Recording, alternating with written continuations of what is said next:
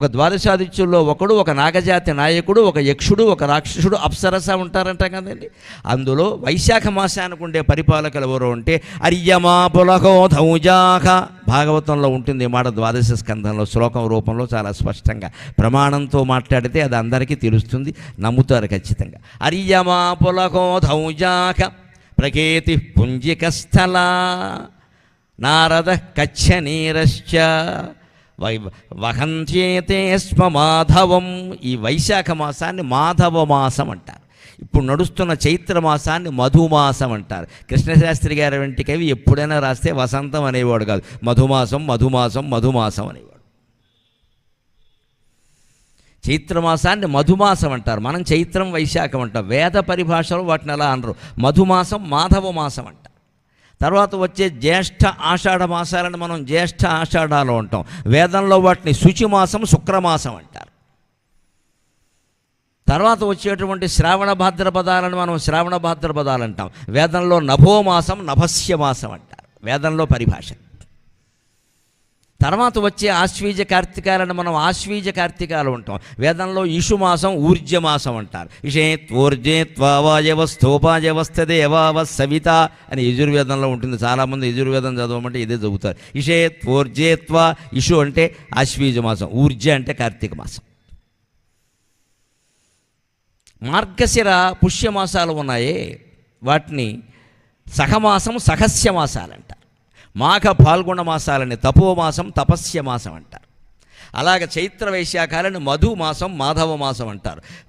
వైశాఖాన్ని మాధవ మాసం అంటారు. ఆ మాధవ మాసానికి పరిపాలకులు ఎవరంటే మహర్షులలో ఒకడైనటువంటి పులహుడు అనే మహర్షి. ఇంకో పరిపాలకుడు దేవర్షులలో ఒకడైన నారదుడు, ద్వాదశాదిత్యుల్లో ఒకడైన అర్యముడు, నాగజాతిలో ఒకడైన కచ్చనీరుడు, యక్షులలో ఒకడైనటువంటి ఓజస్సు, ఓజాహ్ అంటారు ఓజస్సు, రాక్షసులలో ఒకడైన వాడు ప్రహేతి, అప్సరసలలో ఒకడైనది పుంజికస్థల. ఆ పుంజికస్థల అధినాయకురాలుగా కలిగిన మాసం వైశాఖ మాసంలో హనుమత్ జయంతి ఎందుకు వస్తుంది అంటే పుంజికస్థల కుమారుడే హనుమంతుడు. అంజనాదేవి యొక్క పూర్వజన్మ పుంజికస్థల అనే అప్సరస.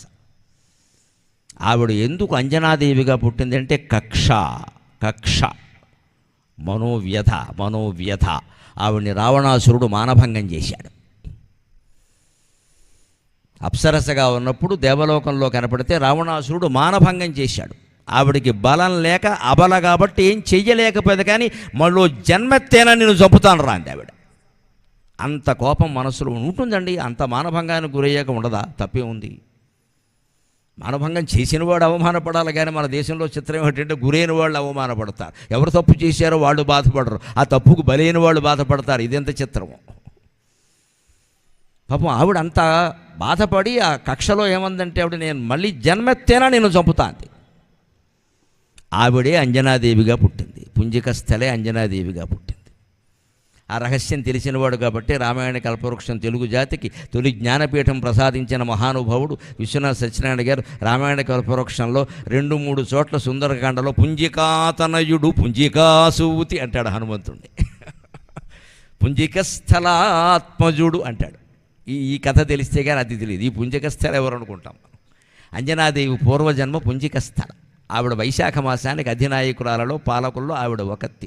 అందుకని ఆవిడ అధినాయకురాలుగా కలిగినటువంటి వైశాఖ మాసంలోనే బహుళ దశమి నాడు హనుమంతుడు జన్మించాడు. అంచేత మనం ఆంధ్రులం అందరం జరుపుకుంటున్న వైశాఖ బహుళ దశమే శాస్త్ర ప్రమాణం ప్రకారం అసలైన హనుమత్ జయంతి. రేపు జూన్ 1వ తేదీ వైశాఖ బహుళ దశమి అవుతుంది. ఆ రోజే మనం జరుపుకోవాలి.